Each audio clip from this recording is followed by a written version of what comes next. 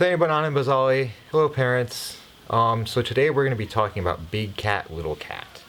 And I've got my medium-sized cat, Dr. Evil, here with us for the discussion. So there's a lot that the kids can learn through this story. It helps them to think about responsibility. So the way that, the older cat is really supporting the younger cat and showing the younger cat what to do. Yeah, and it also helps kids deal with cycles and thinking about cycles, so, kind of the natural cycles of life. But I think the main focus of the book is really dealing with death.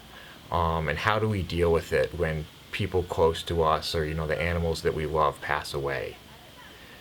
And I think, for us as parents, these kind of books are an incredibly powerful tool. Because it's not easy to talk about something like death with a small child.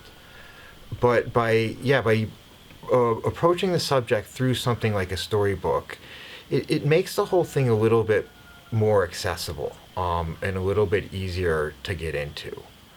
So again, if we look at this story, a lot of its message is about, being able to remember the positive of the person that passed away, and then especially to think about, the people that are still here. So like as a parent, if your parents pass away and you're just sad the rest of your life, if you've got kids, you're not going to be able to raise your kids. There's a need for that mourning period, but then there's also a need for that period afterwards where, we kind of emerge out of that darkness and kind of rejoin the light of the rest of the world. So I think, it's unlikely we're going to use this book in the immediate aftermath of, death, being something that the kids are going to have to deal with.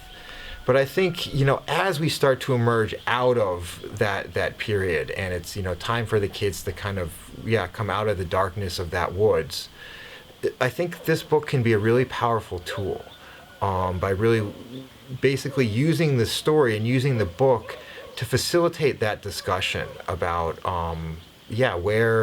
where are the kids at now and where do they want to be, and helping move from that stage of really being sad to appreciating our time with the person that passed away, appreciating the things that we learned from them, and thinking about the fact that they wouldn't want us to be sad. They would want us to be happy and enjoying life again. So I think it's a really powerful tool, and something that again in this the time of this pandemic, I think is a really important resource for us to use, because the unfortunate reality is we can't hide the kids from this. We can't shelter them from this. They're part of the world, and the world is sort of slowly turning on top of its head to a certain degree. And so we